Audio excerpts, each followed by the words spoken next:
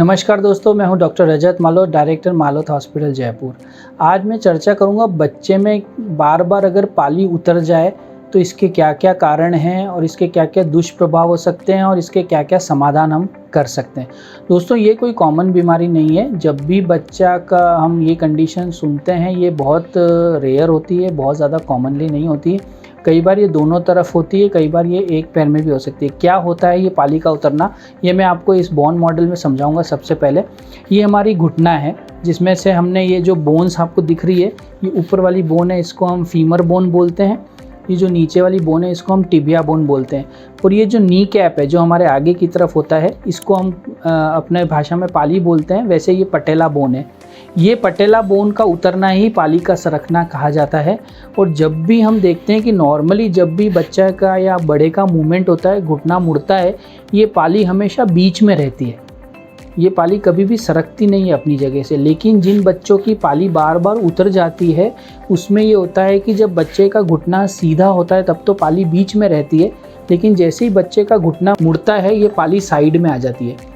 और इसको हम पटेलर डिसलोकेशन बोलते हैं, यानी पाली का सरकना बोलते हैं।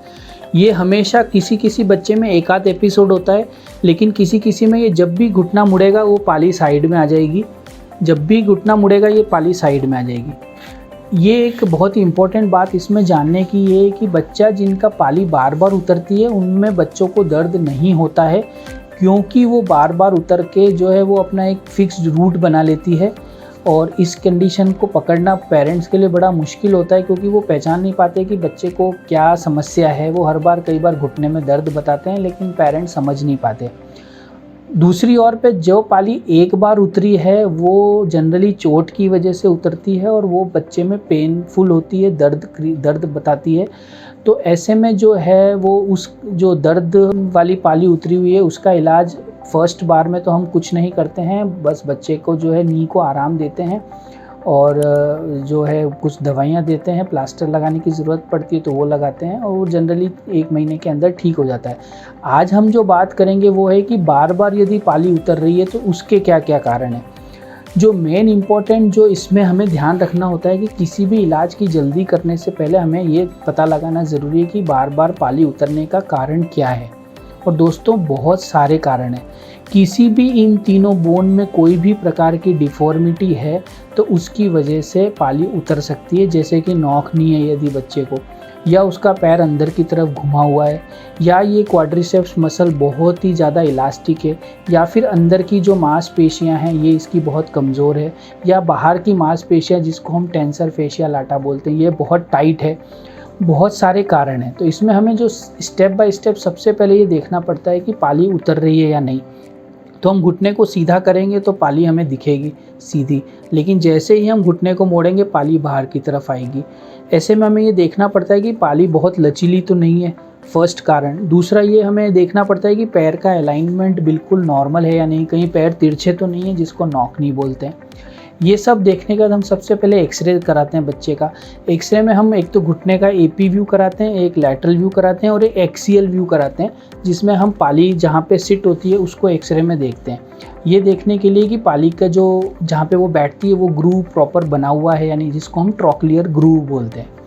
ये सब चेक करने के बाद हम बच्चे का एमआरआई कराते हैं। एमआरआई में हम ये देखते हैं कि बच्चे के जो पाली के चारों तरफ की मांसपेशियाँ हैं उनमें कोई चोट तो नहीं है, उनमें कोई जन्मजात विकृति तो नहीं है जिसकी वजह से ये पाली बार बार सरक रही है।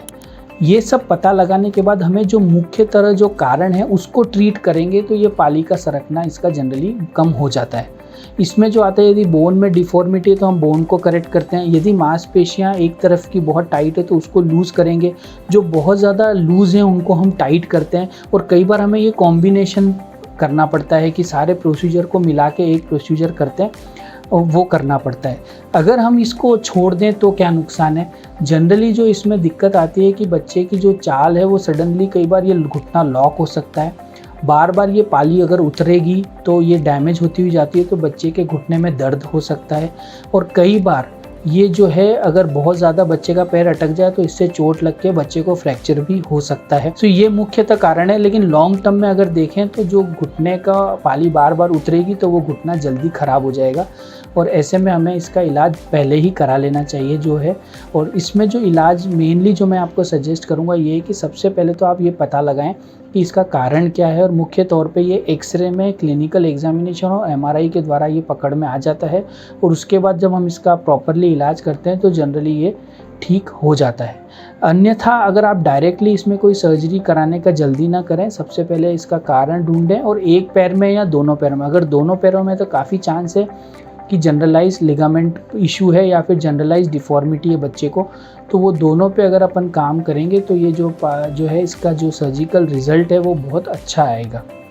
तो ये मैं आपको बताना चाह रहा था। यदि आपके बच्चे को हैबिचुअल डिसलोकेशन ऑफ पटेला यानी पाली का सरकना है तो आप हमें कांटेक्ट कर सकते हैं। हमने ऐसे बहुत सारे बच्चे को ठीक किया हुआ है जिनके ये प्रॉब्लम थी और उनका प्रॉपर सर्जरी के द्वारा इनको हमने ठीक किया हुआ है। धन्यवाद।